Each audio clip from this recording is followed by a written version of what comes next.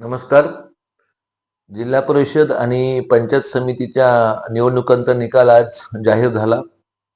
या निवडणुकीमध्ये मी भरणे पंचायत समिती गणाचा उमेदवारी लढवली. ही उमेदवारी लढत असताना मला पराभव स्वीकारावा लागला. जनतेने दिलेला हा कौल मला मान्य आहे. त्याचबरोबर जे उमेदवार विजयी झाले, आता सर्व विजयी उमेदवारांचे मी मनापासून अभिनंदन करतो. मुळात ही लढाई लढत असताना मी प्रामाणिकपणे प्रचार केला, अपार मेहनत घेतली.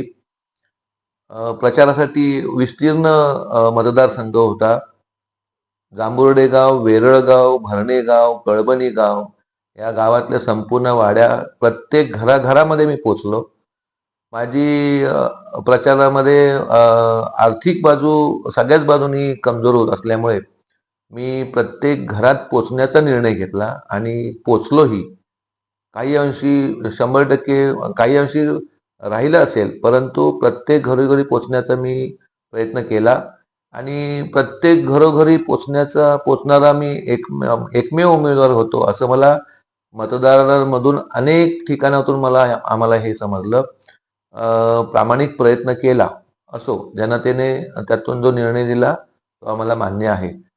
पराभव स्वीकारावा लागला असला तरी मी या निवडणुकीच्या रणांगणात उतरलो याचा मला आनंद, याचा मला अभिमान आहे. आणि त्याचबरोबर एका तथाकथित महाशक्तीचा मी सामना केला, मी त्या महाशक्तीसमोर लढलो याचाही मला अभिमान राहील. पराभवाचं कारण काय आहेत, कोणते आहेत याच्यावरती विचार विनिमय, मंथन, चिंतन, मनन होईलच.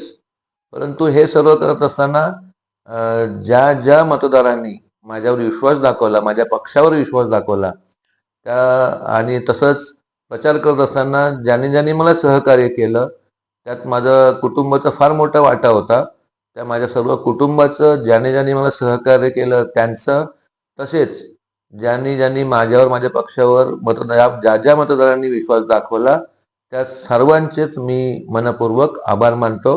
जय हिंद, जय महाराष्ट्र.